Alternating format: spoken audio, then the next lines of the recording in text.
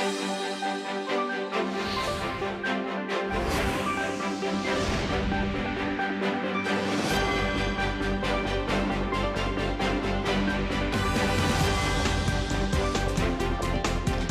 September 20th here in Seoul, and I'm Kim Dami. We begin with these stories making the headlines at this hour, starting with day 2 of the UN General Assembly in New York.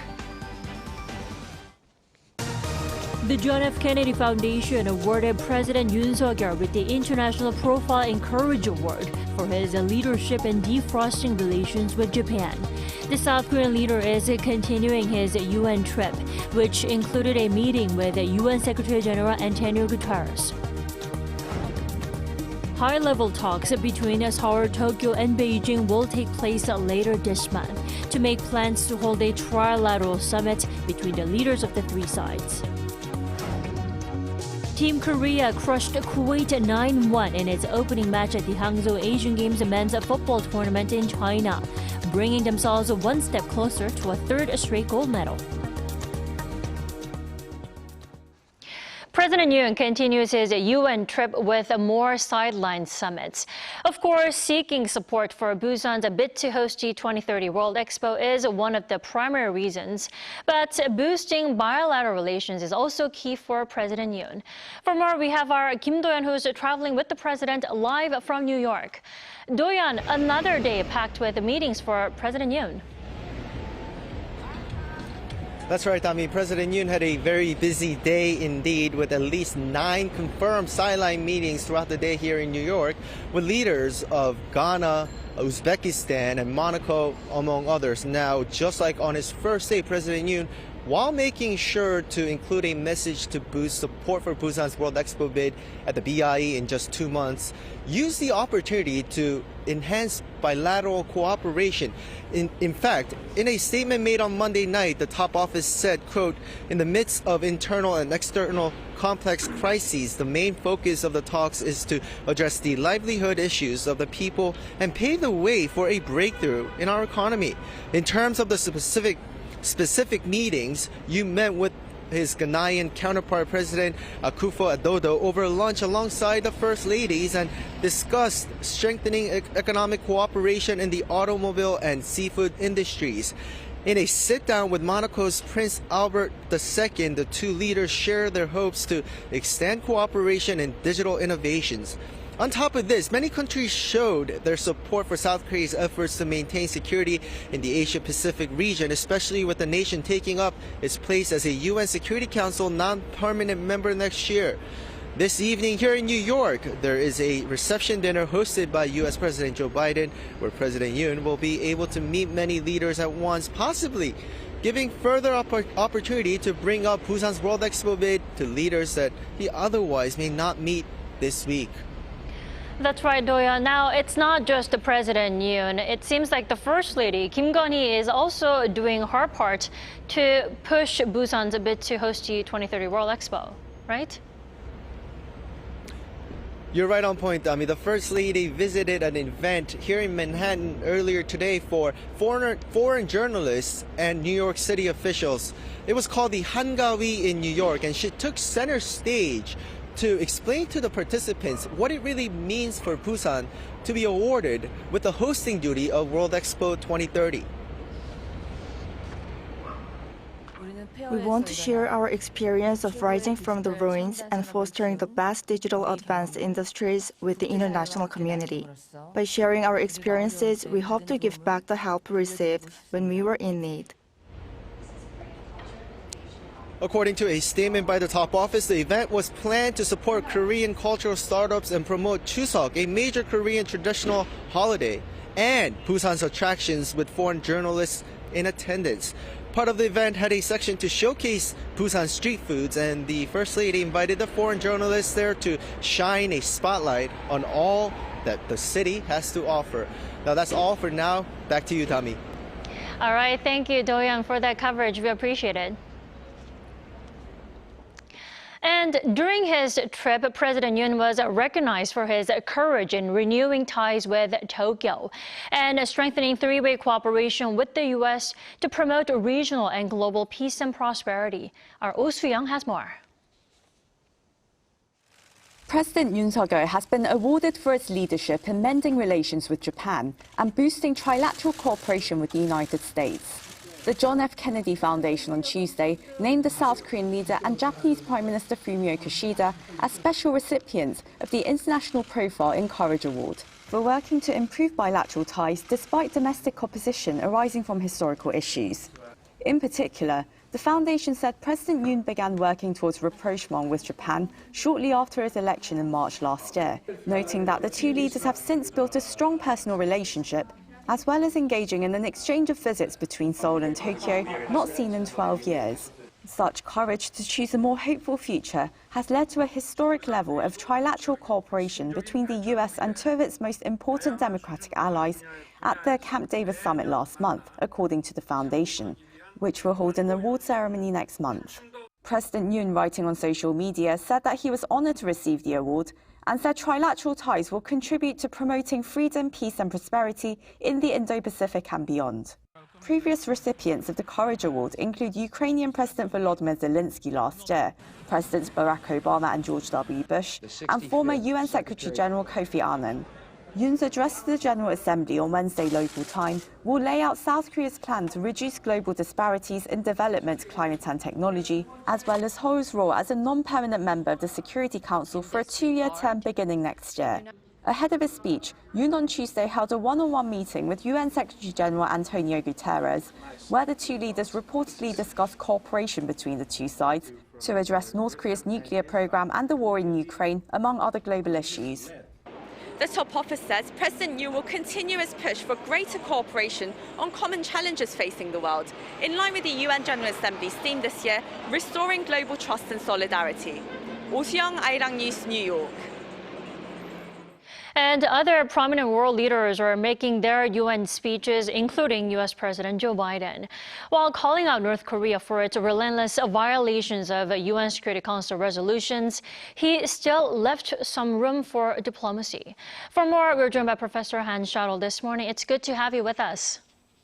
Good morning, Dami. Nice to see you as well. You know, the Biden's comment calling out, condemning North Korea for its military provocations, but also showing dedication to diplomacy as a means of achieving denuclearization on the Korean Peninsula. Do you think this is a surprising comment, is it? I think Biden was very measured and predictable at the UN, Dami, as you suggested. He did sound the alarm bells, the appropriate alarm bells about North Korea's violation of UN Security Council resolutions. At the same time, he was extending an open door to diplomacy, and that's typically the status quo in the state of affairs. I don't think it necessarily means that diplomacy will soon be happening as a result. We can certainly hope for that. But at the same time, I think the U.S. does have to raise concerns, and of course South Korea will be raising concerns when President Yoon speaks as well about the ongoing exchanges now and potential collaboration between North Korea and Russia. Biden's China comments were also very interesting, I thought, Dami. I thought the president was rather conciliatory considering the state of affairs with China. And I noticed he echoed his comments at the G7 summit in May about the world economy and its key players de-risking rather than decoupling from China. And he also emphasized a willingness to work with China to try to address global problems better. So it seemed to me akin to a suggestion that China might come back. He's trying to convince China to come back to, say, the G20 forum the next time it meets, having, of course, China skipped the G20 summit in India earlier this. And again, I would say he was less conciliatory on the war in Ukraine. He certainly was placing the blame for that on Russia and reiterating U.S. support. I think we'll see many democracies. Right. Speaking of Ukraine, I have to mention Ukraine's leader making his speech there for the first time since Russia's aggression against the war-torn country began last February. Now, does his message, Zelensky's message, align with Biden's? Yes, definitely. And I think President Zelensky's speech was maybe the showstopper so far at the United Nations. One of the headlines in the Associated Press coverage of President Zelensky's speech really said it all, that Russia has turned food, energy, and even children into weapons against Ukraine. And Zelensky's point there is that civilians, that everyday people in Ukraine, people just going about their lives, are the ones who have been bearing the heaviest brunt of this war. And I thought it was also very important that President Zelensky reminded the world that tens of thousands of children, we don't really know how many children, maybe even hundreds of thousands of children since Russia first occupied parts of East Ukraine in 2014, have been kidnapped and forcibly taken from the Ukrainian-controlled parts of Ukraine into Russian-controlled areas, even Russia itself, perhaps. And this should be a major concern to the United Nations member states. So Zelensky compared it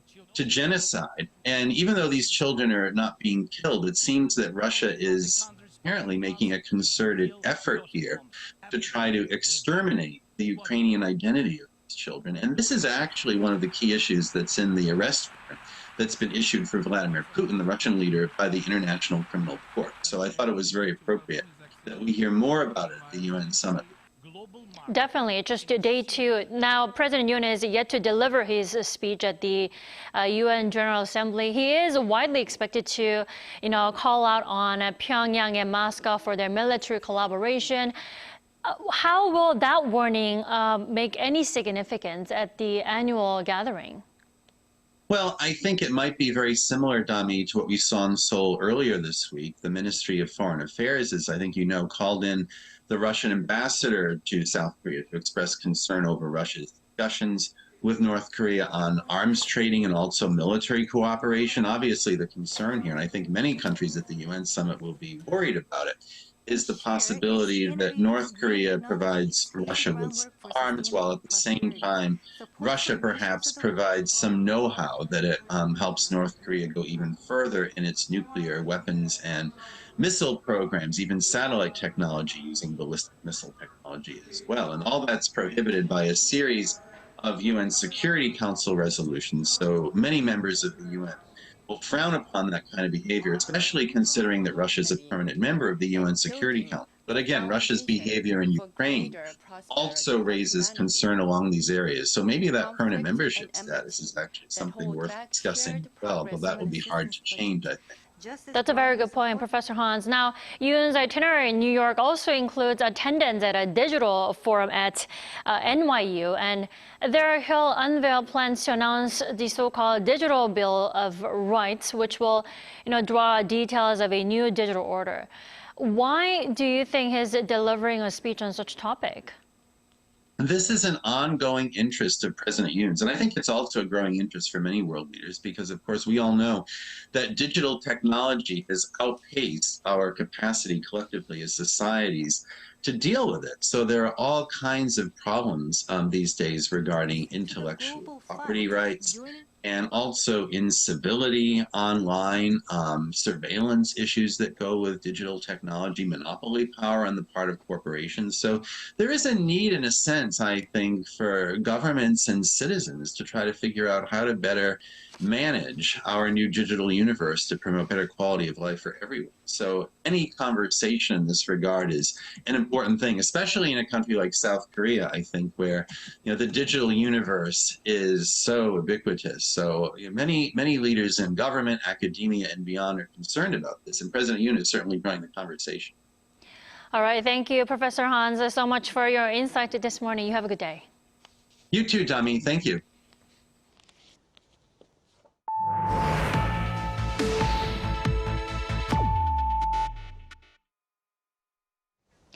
Groundwork for a summit between the leaders of South Korea, China, and Japan appears likely to begin soon. This comes as a National Security Office official said that high-level officials from South Korea, Japan, and China are set to meet in Seoul later this month, indicating the start of the preparation process for a trilateral summit. Seoul's foreign ministry also said Tuesday that Deputy Foreign Minister Jeong Woo-yeong will meet with his Chinese and Japanese counterparts on the 26th. The three sides will discuss a variety of topics related to a three-way cooperation, as well as a future direction.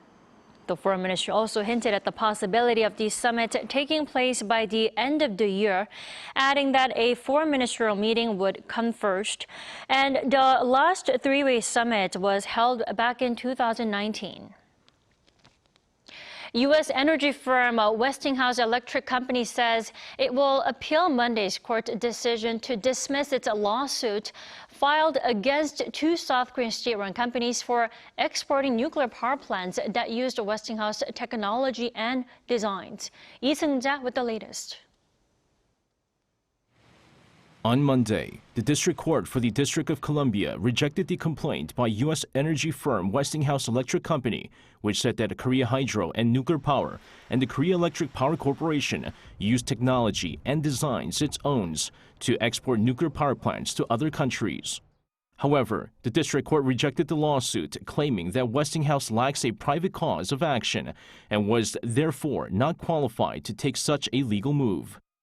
In response, Westinghouse announced Tuesday that it will appeal the district court's decision. In a statement to Seoul-based Yonhap news agency, David Durham, the president of Energy Systems at Westinghouse, said the decision handed down by the U.S. District Court merely holds that export control enforcement resides with the U.S. government, adding that the company plans to appeal the decision. Westinghouse also claims that the use of Westinghouse intellectual property outside of South Korea is the principal dispute between the parties, adding that the latest court decision has no bearing on the ongoing arbitration proceedings against the two South Korean companies involving their non-allowed transfer of Westinghouse's intellectual property outside Korea. The South Korean companies have argued that the Atomic Energy Act does not cover private enforcement and delegates to the Attorney General the exclusive authority to enforce relevant provisions, citing Part 810 of the Act. The latest lawsuit by Westinghouse comes amid disputes over whether South Korea's export of nuclear reactors that its companies have domestically produced with initial technological assistance from the U.S. firm should be subject to U.S. export control regulations. Lee Seung-jae, Arirang News. The OECD has lowered its global economy outlook for next year, pointing to countries tightening policies to tame inflation and China's economic woes. In the meantime, it upgraded the Korean economy's projected growth for 2024. Our An Sung-jin reports. With a drop in consumer sentiment and a weekend rebound effect from China, the OECD has lowered the global economic growth rate for 2024 from 2.9% in June's report to 2.7%. In the OECD's interim economic outlook report released on Tuesday, the economic outlook for this year has projected some optimism since June's report, as countries such as the US, Japan, and Brazil displayed stronger than expected growth throughout the first half of the year. The world economy is expected to grow by 3% in 2023 before dropping to 2.7% in 2024.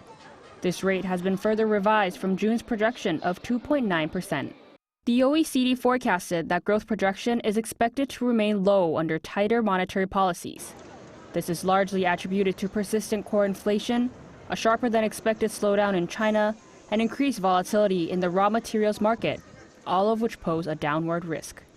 World economies have been adjusting to the dropping growth rate as monetary policies become stricter with increased interest rates for new corporate and mortgage loans and rising debt.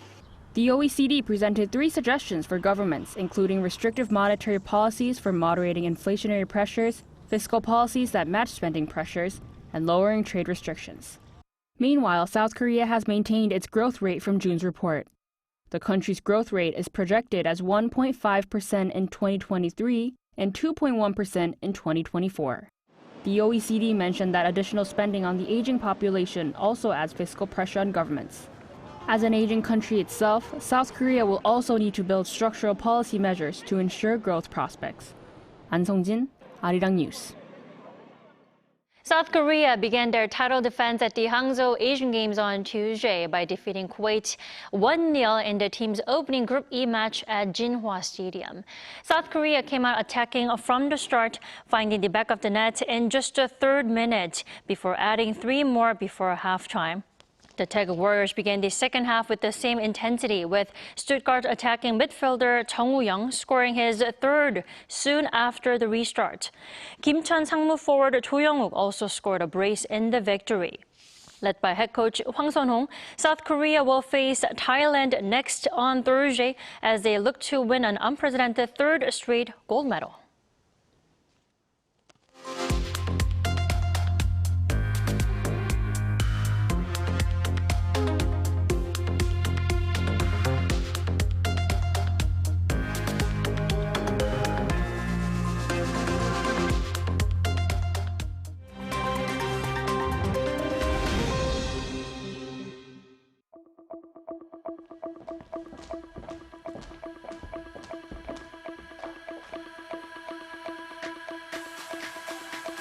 Good morning, I'm Matthew Ashley, and we now turn over to stories from around the world. We begin in India, which expelled a top Canadian diplomat on Tuesday amid rising tensions over claims that India was involved in the killing of a Canadian Sikh separatist leader. Now, New Delhi cited concerns over Canadian diplomatic interference in India's internal affairs, and alleged involvement in anti-India activities. This follows Canada's expulsion of an Indian diplomat, whom it described as the head of Indian intelligence. Canada has claimed that there are credible allegations possibly linking the Indian government to the murder of Hardeep Singh Nijjar. The 45-year-old Sikh leader had been campaigning for a separate homeland in India for the Sikh community. He was shot and killed by two masked gunmen near a Sikh cultural centre in Vancouver in June. India has called the murder accusation absurd. In Libya, protests in the flood-ravaged city of Derna have led the city council to be dismissed. Hundreds of protesters on Monday demanded the removal of those in power, and a crowd burned down the local mayor's house. The protesters also demanded an independent investigation into the disaster and for Derna to be rebuilt under international supervision. The city was devastated by flooding last week after two dams burst near the city. Around 4,000 people were killed and nearly 10,000 are missing. The floods have also caused outbreaks of waterborne diseases and even displaced landmines. Meanwhile, phone and internet connections have been cut and journalists have been ordered to leave the city amid a media crackdown. In Japan, passengers aboard the Nozomi Shinkansen bullet train between Tokyo and Nagoya were treated to a brawl featuring pro wrestlers. Touted by event organizers as a world first inside of a bullet train, the wrestling match on Monday took place in a rented carriage. All 75 tickets sold out within 30 minutes. Multiple fighters appeared in the wrestling aisle, but it was ultimately 55-year-old Minoru Suzuki who won after a 30-minute match. And finally, U.S. pop star Katy Perry has sold the rights to her music catalog for a reported $225 million. The sale was made to Litmus Music, which confirmed the deal on Monday. It's the biggest such deal for a solo artist this year. The sale covers all 5 albums that Perry released for Capitol Records and includes platinum hit singles Firework, Hot and Cold, and I Kissed a Girl. Litmus Music also now has Perry's stake in her master recordings and will be able to collect any future royalties. Perry's career hit its peak in the 2010s, but she has since slowed down to focus on her family and other projects.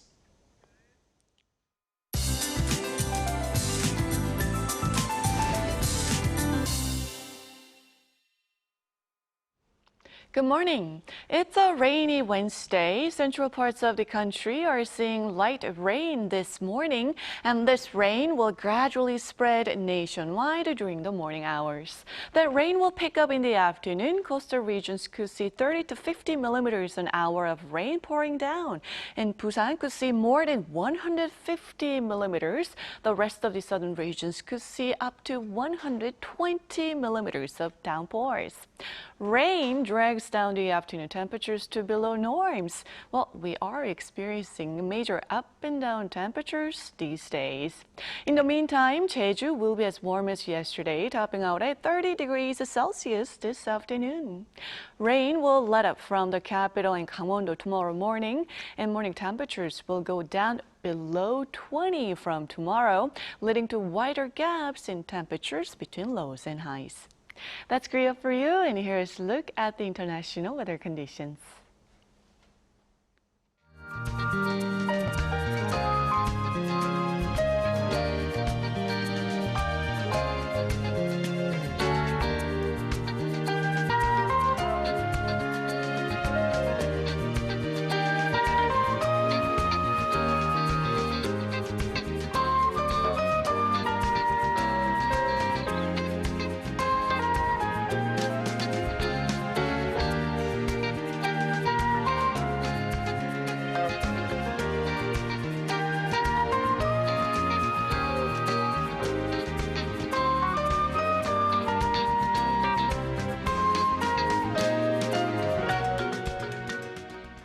We thank you for watching New Day at Arirang. We'll be back tomorrow for Thursday's edition at the same time, 9 a.m. Korea time.